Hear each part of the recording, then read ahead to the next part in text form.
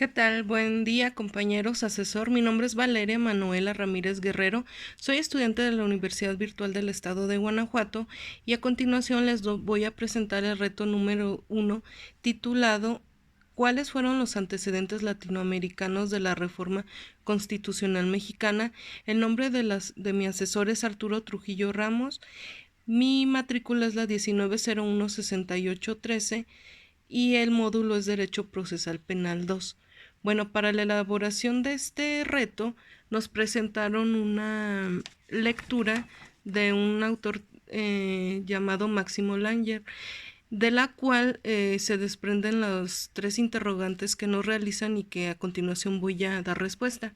La primera es, ¿a qué se refiere el autor cuando afirma que las reformas en materia de justicia penal se difundieron desde la periferia? Bueno, el primer cuestionamiento se refiere a que las normas, leyes, políticas públicas se difunden desde países periféricos a centrales o de otros países periféricos, es decir, de países desarrollados a países en desarrollo, de occidente a oriente o de norte a sur. Y los países periféricos apuestan por estas leyes, normas y políticas públicas.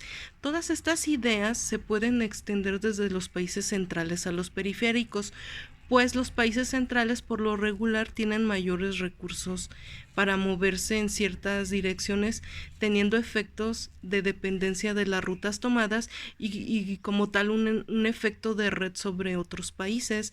Para realizar los procesos de difusión debe existir una hipótesis por escrito para ser evaluada y estudiada. Por ejemplo, mencionar claves de cómo las leyes, normas y políticas públicas se difunden en ciertas regiones del mundo, especialmente en aquellas que no incluyen países centrales como lo son África, América Latina y el Medio Oriente. Al existir la posibilidad de que la difusión inicie desde países periféricos o semiperiférico, se traduce como un mayor entendimiento de los procesos en materia de justicia penal a nivel global.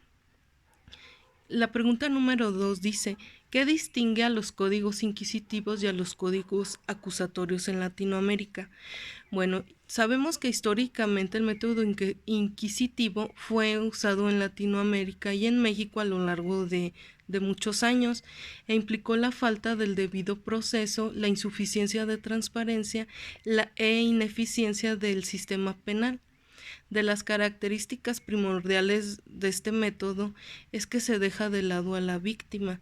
Los participantes básicamente son el imputado, el juez y, en muy baja medida sería el defensor. Entonces, la tarea principal del juez sería como acusar, hacer cargos, calificar el delito y si considera que el imputado lo cometió y solicitar una pena, o sea que no se investigaba tal cual ni se respetaban, por ejemplo, los derechos de esta persona y por lo regular el imputado mm, ni siquiera conocía en qué etapas iba su proceso hasta que se le dictaba ya la sentencia. Bueno, una de las características principales de este método es que se utilizaban métodos radicales como la tortura, sin dar al imputado la opción de defenderse. Y como les comentaba, también casi el total desconocimiento de su proceso. Mientras que en el método acusatorio una de las características es la introducción de juicios orales públicos, el fortalecimiento del Ministerio Fiscal, la importancia del papel del fiscal en lugar del juez a cargo de la investigación preliminar, mayores elementos y derechos a los imputados, por ejemplo, frente a la policía. Durante la investigación preliminar se pretendía introducir el principio de discreción fiscal, mecanismo de negociación y confrontación entre las partes, resolución alternativa de conflicto y la protección de la víctima en el proceso penal. Es decir, como brindar una mayor certeza jurídica tanto a la al acusado como a las víctimas. El método acusatorio busca impedir abuso contra las personas, garantizar el derecho de su vida, libertad, persona y propiedad. El juez actúa como árbitro y el fiscal genera el proceso con la acusación y debe siempre proveer las pruebas necesarias. El cuestionamiento número 3, ¿cómo influyeron los actores internacionales en la formación y expansión de la red de activistas y reformadores en América Latina? Bueno, básicamente esta red era de expertos activistas que fueron los autores intelectuales de las reformas procesales penales, tratando de convencer de la necesidad de utilizar códigos acusatorios como una solución a un gran número de problemas. Participaron en la redacción de códigos y su implementación y abogaron por las reformas a lo largo de todas las regiones.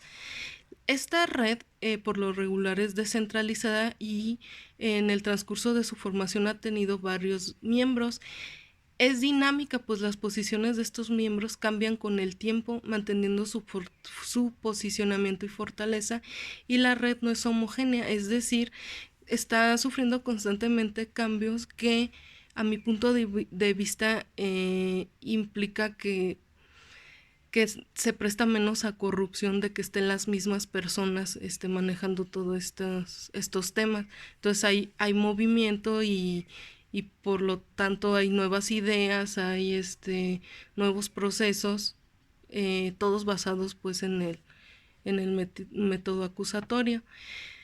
Bueno, finalmente y como cierre, indica la opinión en la que indica es la relación entre el texto de Langer y la reforma constitucional en materia de seguridad pública y justicia penal en México. Bueno, el texto de Langer menciona las bases históricas y sociales que dieron paso al nuevo sistema penal acusatorio en México. Es histórico y deductivo y expone las realidades sociales en general en Latinoamérica. Aborda la hipótesis de la difusión de periferias, que fue el tema que se trató en el cuestionamiento número 1, y logró en nuestro país el paso del sistema inquisitivo al acusatorio para abordar problemáticas como lo son pues básicamente la desprotección de los derechos humanos y el aumento de la violencia en nuestro territorio mexicano. Existe una relación entre el texto y la reforma mexicana, pues existen coincidencias en las garantías de las víctimas y acusados e imparcialidad dentro de los juicios. Bueno, considero que todavía estamos en un proceso de mejoras, pues muchas veces hemos visto que se defiende tanto al acusado que hasta pareciera que la víctima queda desprotegida. Entonces, la finalidad siempre es garantizar los derechos humanos de ambas partes, pero por tal motivo debe haber un estudio y un análisis de todo el proceso y todo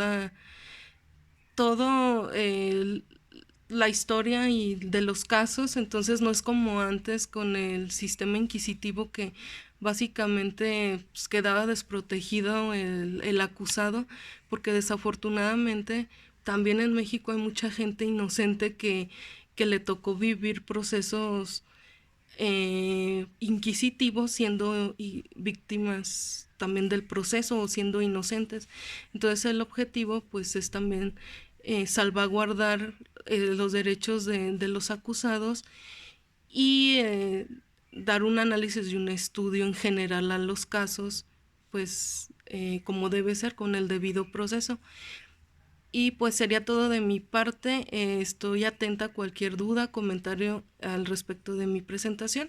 Que tengan un excelente día. Hasta luego.